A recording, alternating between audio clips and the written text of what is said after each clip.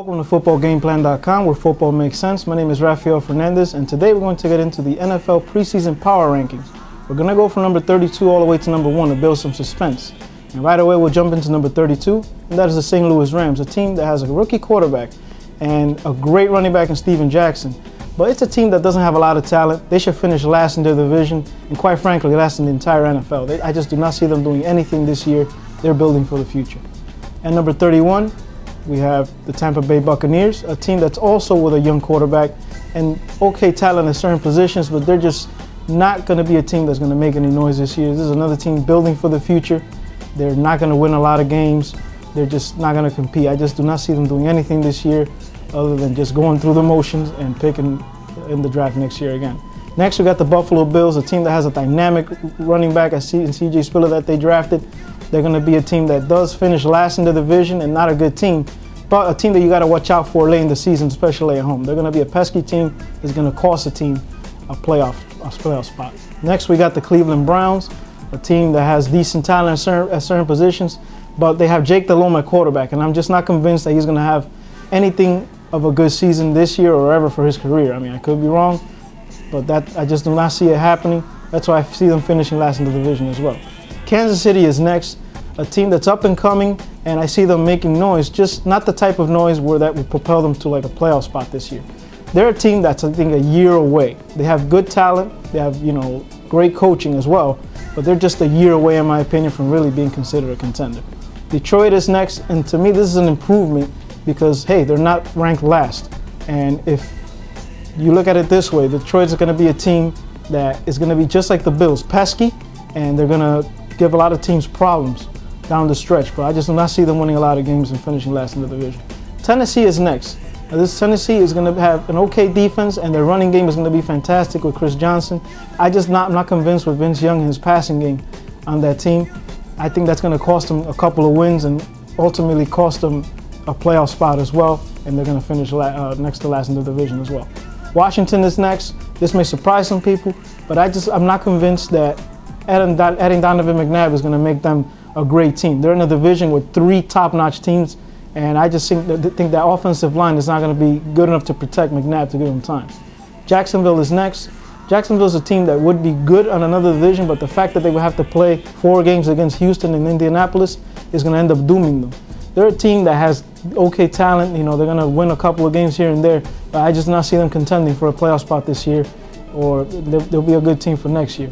Arizona is next, and this is a team with quarterback controversy written all over it. It's a shame too, because Matt Leinart, to me, should be given the opportunity, but who am I to judge? Arizona is a team that's going to win some games. They're in a weak division, but I just think they're not going to be able to compete with San Francisco.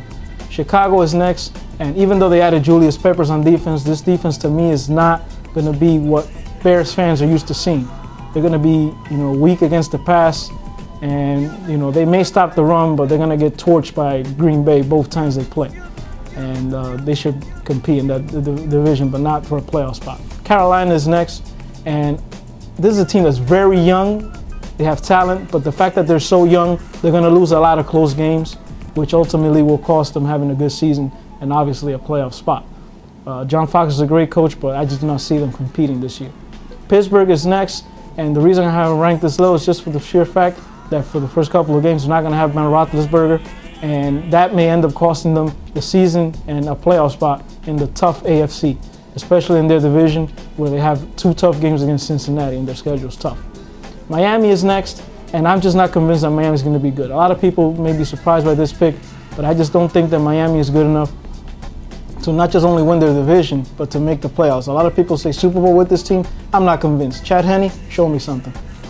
Next, we got Denver, and this is a team that, could be 8-8 or 12-4. That's how, close this team is. And I mean, they're a team that's gonna run the ball. They have decent receivers. We got to see who's gonna replace Brandon Marshall, and we'll see how they use Tim Tebow. But I just don't see them finishing well. Seattle is next. Seattle's a team that, even though they did not do well last year, they're in a weak division. I think Matt Hasselbeck's gonna have a bounce back year. I think TJ Houshmandzadeh's gonna have a bounce back year, and I just think this team is gonna come and give the AFC West a showing. Philadelphia is next, and I just believe this team is going to light it up, Kevin Cobb's going to throw for probably 4,000 yards in my opinion. And the guy you got to keep your eye on is Deshaun Jackson. I believe he's going to have a monster season.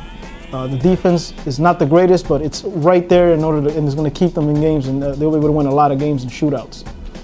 The Falcons are next, and I just think this team is right there ready to make some noise. And Tony Gonzalez is going to have a good year. Roddy White's going to have a great year as well. Running the balls, they're going to be a good team. Their defense is bend but not break. They'll win a lot of close games. San Diego is next on my list, and I just think that San Diego, with the loss of Vincent Jackson due to the contract dispute, is going to make them tough, even though Nene should have a good season in his place. So he's a guy you got to keep your eye on. But I just don't think this team is going to be as good as last year. Oakland is probably a surprise team on this list for you people, but it shouldn't be. I mean, last year they had a very good defense, one of the top-rated defenses, and the reason why they didn't win more games last year is because of their quarterback play. Well, guess what? They got Jason Campbell now, so I see them winning a lot of close games, and not only that, winning their division. The New York Giants are next, and this is a team that is going to finish to be second in their division. They're a team that's going to benefit from their great defense. They're going to pass rush. They're going to have a lot of sacks, and they're going to win a lot of close games, and maybe even some blowouts as well. Eli Manning is an underrated quarterback in my opinion. Baltimore is next, and this is a Super Bowl contender, but I just don't think they're going to win their division. They'll finish second and in the division, I believe, and Cincinnati will finish first. But I just feel like this team is a Super Bowl contender. I just have questions about their secondary right now. Next on my list is the Houston Texans. This is a team that I believe is going to have their season made in week 1. If they could win in week 1 against the Colts, they're going to finish with a great record. If they don't, they're going to have a downward spiral just like they've had all these other years. They have to beat the Colts in week 1. Next, we got the New England Patriots. They're always good. They're like the Yankees of the NFL. They always find a way to win. They're well coached, and they always seem to have the right guy playing the right position for some odd reason. They're just a team that always seems to win no matter who's playing and who's wearing the helmet. But I just think they'll finish second in their division. Next, we have the Minnesota Vikings. You know, Brett Favre is back, and he's going to have a good year. I just don't think he's going to have the same type of season he had last year. He's never had a season like that for a reason. I just don't see it doing it twice. And the fact that they got questions at wide receiver, this team is going to be good, but not that good. Cincinnati is next, and this is a team that swept their division last year, and I feel like they've improved. They've added Terrell Owens, and believe it or not, I think that's going to be the X factor because their wide receiving core is just that much vastly improved. They have the running game, and they have a top 5 defense. They're going to win their division, and this is a Super Bowl contender in my opinion. San Francisco is next. This is a team that should run away with their division. They have no one to really compete with them other than maybe Seattle or maybe Arizona, but they're just that much better than those two teams, and they have a ferocious defense. Trust me, they will finish top 5. Mike Singletary will have them playing. Next, we have the New York Jets, and I believe the Jets are going to be a team that is going to be carried by their talent. They have a lot of talent on their team. 12 starters either were or are Pro Bowlers, and I just think they're a Super Bowl contender if Mark Sanchez could just get his play in check. Next, we got Green Bay. To me, this is the best team in that division. They're going to win a lot of games. It seems to me like Aaron Rodgers is going to throw for 60,000 yards this year. I mean, obviously he won't do that, but he's just that loaded right now. He has receivers. Jermichael Finley is a monster at tight end. They're going to win a lot of games in that division. Dallas Cowboys are next, and I just think that the Dallas Cowboys are the best team in the NFC right now. They should be hosting the NFC title game versus either Green Bay or New Orleans. I just think they're going to be a great team this year that contends for the Super Bowl and maybe even play a Super Bowl in their own home stadium. Indianapolis is next, and not much has changed in Indianapolis from last year to this year. That's a good thing because they're always good. If anything, the only thing they added was the fact that Anthony Gonzalez is now back from injury, so that gives just another receiver for Peyton Manning to throw to, and that is bad news for everyone else in the AFC. And I got New Orleans at number 1 because I look at it like this. They're the champs, they're the ones with the strap, and until somebody beats them, they're the champs. And I'll keep them at number 1 until further notice. They're going to be a great team and should contend and probably even repeat this year for a Super Bowl championship. That was my NFL preseason power rankings. I'll be doing these power rankings every Tuesday, and you can watch these at footballgameplan.com/NFL, or you can watch more football game plan videos at our YouTube channel at youtube.com/footballgameplan.